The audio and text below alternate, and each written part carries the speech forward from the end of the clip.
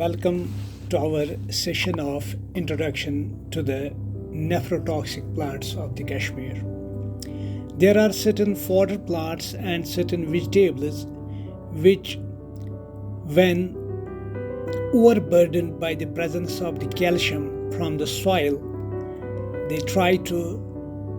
detoxify this calcium by synthesizing oxalates, and these calcium oxalate is trapped inside the vacuoles. There exists a certain ABC type of transporters which take this oxalate to the vacuole where it forms calcium oxalate and traps the calcium. One such plant is the purslane or Portulaca oleracea, which is very much rich in calcium oxalate, and that is the reason that as it is being sour, these vegetables taste sour after cooking. Another such plant is dock, curly dock, or Rumex acetosa. The young shoots are quite often cooked in Kashmir, in Kashmiri kitchens, and this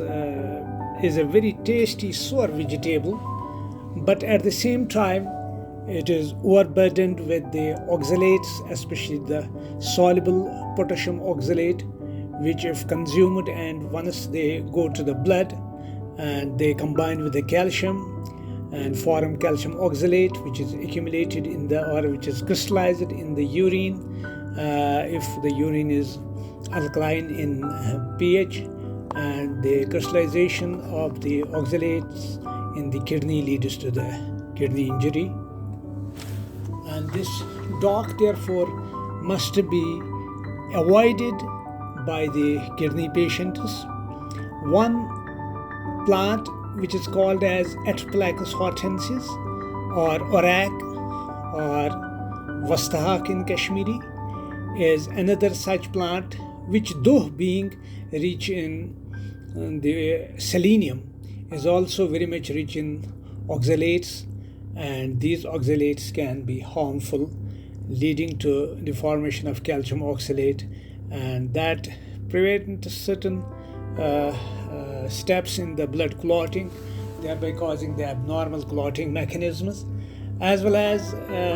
the accumulation in the kidneys in the form of the calcium oxalate, or sometimes there is oxalithiasis, or we call the urolithiasis, in the form of the calcium oxalate stones. Beets also accumulate, though beets are very much rich in oxalates, they can accumulate the nitrite, and though they have some vasodilatory properties also, and thereby very good in blood pressure patients, because this nitrite gets metabolized inside the body to the nitric oxide, which is a well-known vascular vasodilator. Tomatoes are also very much rich in oxalic acid, especially the potassium oxalate and the calcium oxalate, and these oxalates exist as raphides, means needle-shaped crystals, and they can also damage the tongue at the time of consuming such salads or vegetables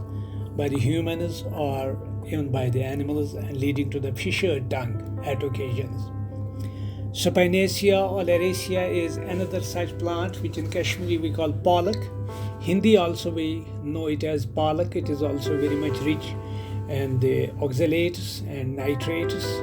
and therefore care must be taken by all those patients who are having certain kidney problems in the form of acute or the chronic kidney disease. And one important plant for which our domestic animals, especially the sheep and goats, develop taste, just as humans develop taste for the pickles, the sheep develop taste for this Oxalis acetosella, which is also called Tsakitsin in Kashmiri, and they prefer to eat it at this, and at the same time because of having alkaline urine, the calcium oxalate crystallizes, and then those crystals, because of the process of accretion, they grow in size and ultimately lead to the lithiasis in case of the sheep, and therefore we must try, if the animals or even if the human beings are taking oxalate-rich foods, we must try to acidify the urine, and at the same time we must avoid non-steroidal anti-inflammatory drugs like diclofenac, because these drugs interfere with the microcirculation in the kidney